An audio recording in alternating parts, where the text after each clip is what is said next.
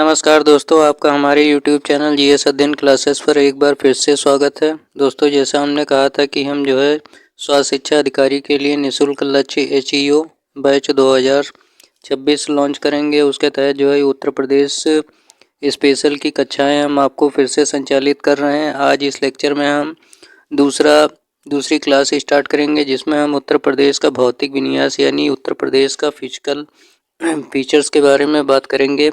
तो ये hand returns notes हैं जो कि आपके लिए बहुत ही लाभदायक होंगे। ये लेक्चर आपका यूपी HEO के अलावा जो है यूपी PCA 2026, समीक्षा अधिकारी 2026 और इलाहाबाद हाई कोर्ट 2026 और यूपी SSSC लेखपाल के लिए जो है काफ़ी ज़्यादा लाभदायक होंगे। अक्सर जो है उत्तर प्रदेश लोक सेवा आयोग की यूपी PCS और समीक्षा अधिकारी और बाकी अन्य PSC की परीक्षाओं में जो है आपका उत्तर प्रदेश स्पेशल से काफ़ी ज़्यादा क्वेश्चन पूछे जाते हैं। जो 2005 की स्वास्थ्य शिक्षा अधिकारी की परीक्षा हुई थी, उसमें 50 नंबर का आपका सीधे जो है उत्तर प्रदेश स्पेशल से क्वेश्चन पूछा गया था। तो इस प्रकार से देखा जाए तो प्रतियोगी परीक्षाओं में खास तौर से उत्तर प्रदेश स्पेशल का महत्व चाहे आपका PCS की परीक्षा हो, समीक्षा अधिकारी की परीक्षा हो और इलाहाबाद हाई कोर्ट की समीक्षा अधिकारी की परीक्षा हो, उसमें इसका अच्छा खासा क्वेश्चन जो है देखने को मिलता है।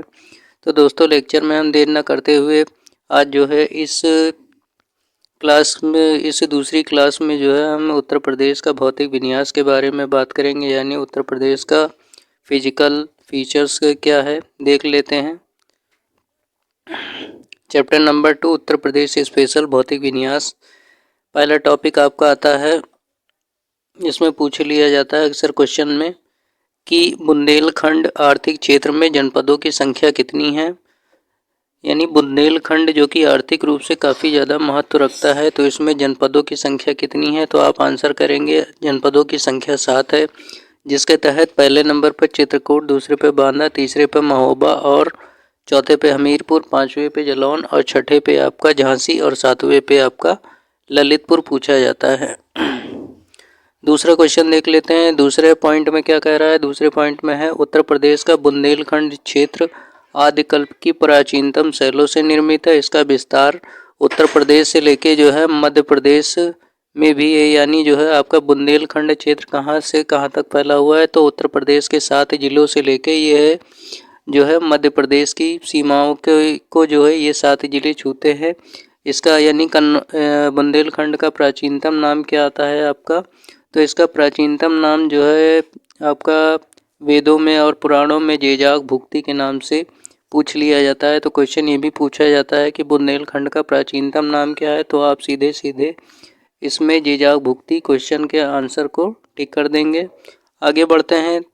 दूसरा पॉइंट क्या कहता है, लखीमपुर यानी उत्तर प्रदेश का सबसे बड़ा जिला, यानी भौगोलिक क्षेत्रफल का सबसे बड़ा क्षेत्रफल में सबसे बड़ा जिला है। क्वेश्चन में पूछ लेता है कभी कभी। तो इसका जो क्षेत्रफल है 7680 वर्ग किलोमीटर इसका जो है आपका क्षेत्रफल आता है। तो अगर क्वेश्चन पूछता है कि उत्तर प्रदेश का सबसे बड़ा जिला कौन सा है, तो आप सीधे लिखोगे लखीमपुर खीरी।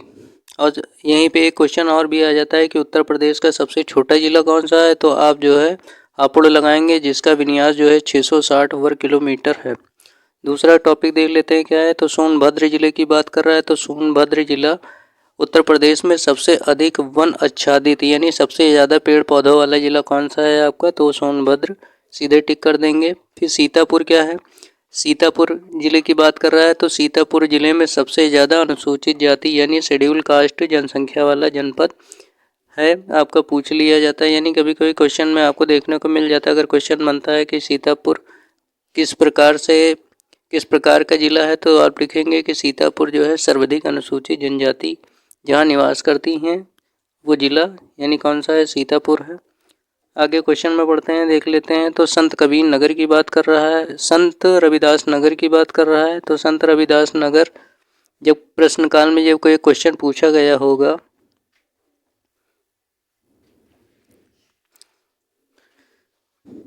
तो संत रविदास नगर जो है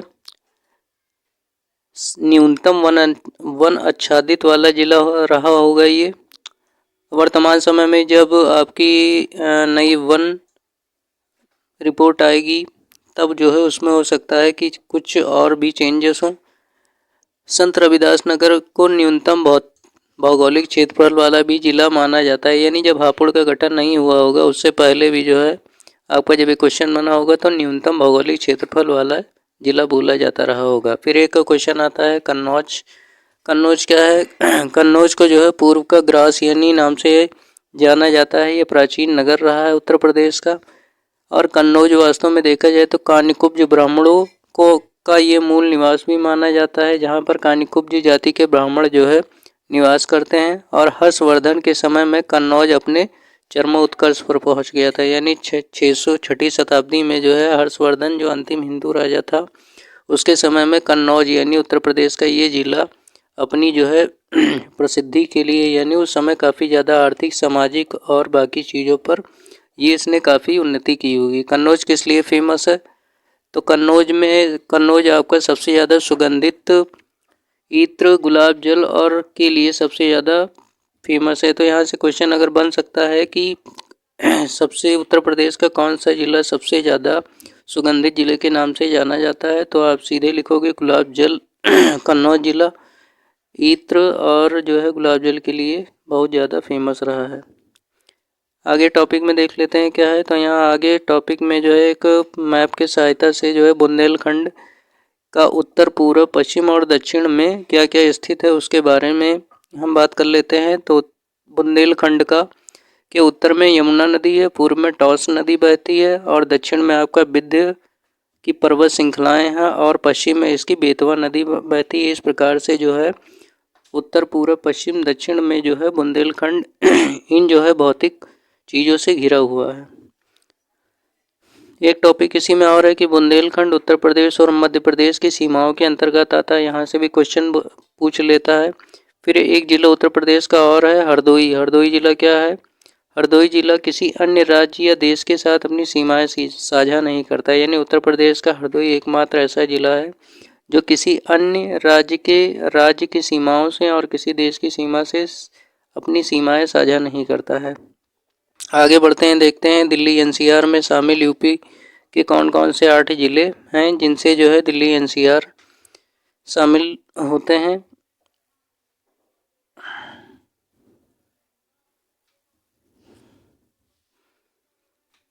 दिल्ली एनसीआर में दोस्तों कौन कौन से जिले आपके शामिल हैं?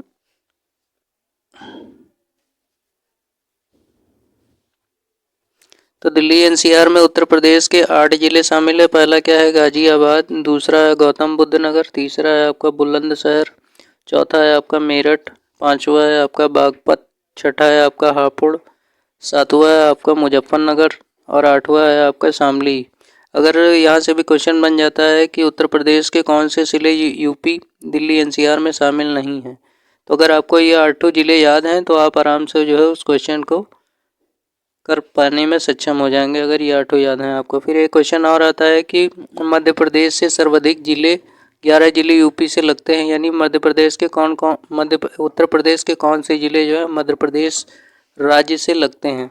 तो इसमें पहला जिला कौन सा लगता है? इटावा। दूसरा लगता है जालौन। तीसरा लगता है झांसी। चौथा लगता है आगरा। पांचवा लगता है ललितपुर। छठा लगता है महोबा। सातवां लगता है बांदा। आठवां लगता है चित्रकूट। नौवां लगता है आपका प्रयागराज। 10वां आपका मिर्ज़ापुर और 11वां आपका सोनभद्र। तो ये आपके 11 जिले जो उत्तर प्रदेश के हैं या मध्य प्रदेश की सीमाओं से जुड़ते हैं। फिर एक क्वेश्चन और यहाँ पे बन जाता है कि बिहार राज्य से लगने वाले उत्तर प्रदेश के 7 जिले कौन कौन से हैं।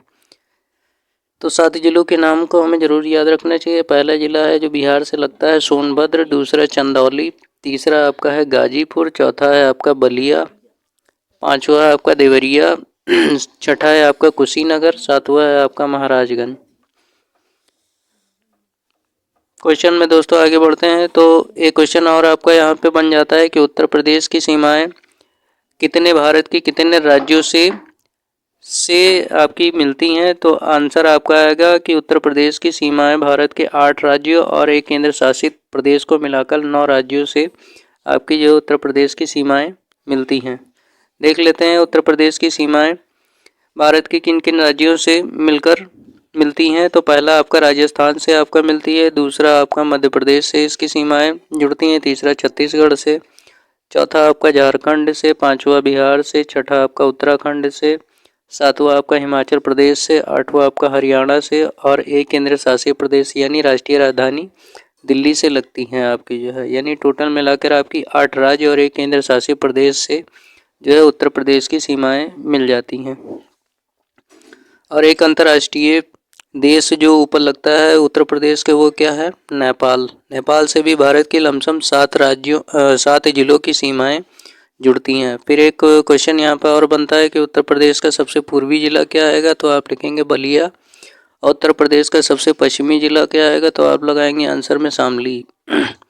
अब देख लेते हैं नेपाल से लगने वाले उत्तर प्रदेश के उत्तर प्रदेश के टोटल कितने जिले लगते हैं। तो नेपाल देश से लगने वाले उत्तर प्रदेश के टोटल 7 जिले हैं। पहला जिला आपका पीलीभीत है, दूसरा लखीमपुर खीरी है, तीसरा आपका बहराइच है, चौथा आपका श्रावस्ती है, पांचवा आपका बलरामपुर है, छठा आपका सिद्धार्थनगर है और सातवां आपका महाराजगंज है। तो इस प्रकार से जो है नेपाल से उत्तर प्रदेश के लमसम 7 जिले जो है आ जाते हैं क्वेश्चन में। कभी कभी पूछ लेता है आयोग जो है, चाहे उत्तर प्रदेश की कोई भी परीक्षा हो तो आपको जो है उत्तर प्रदेश का भौतिक विन्यास के बारे में ज़रूर से ज़रूर अच्छे से पता होना चाहिए। और यहाँ से जो है अगर इसको हम तैयार कर लेते हैं तो कोई भी क्वेश्चन आ जाता है उत्तर प्रदेश के भौतिक विन्यास से, तो आप ज़रूर से ज़रूर उस क्वेश्चन को अच्छे से सॉल्व कर लेंगे, कोई भी आपको दिक्कत नहीं आएगी। तो दोस्तों इस प्रकार से हमारा लेक्चर पूरा होता है बाहर उत्तर प्रदेश के भौतिक विन्यास का। तो अगर आपको हमारा ये यूट्यूब चैनल जीएस अध्ययन क्लासेस अगर पसंद आ रहा है तो दोस्तों अपने जानने वालों को इस चैनल से ज़रूर जोड़िए और इस चैनल को सब्सक्राइब, लाइक और कमेंट ज़रूर से ज़रूर करिए। तो दोस्तों मिलते हैं एक नए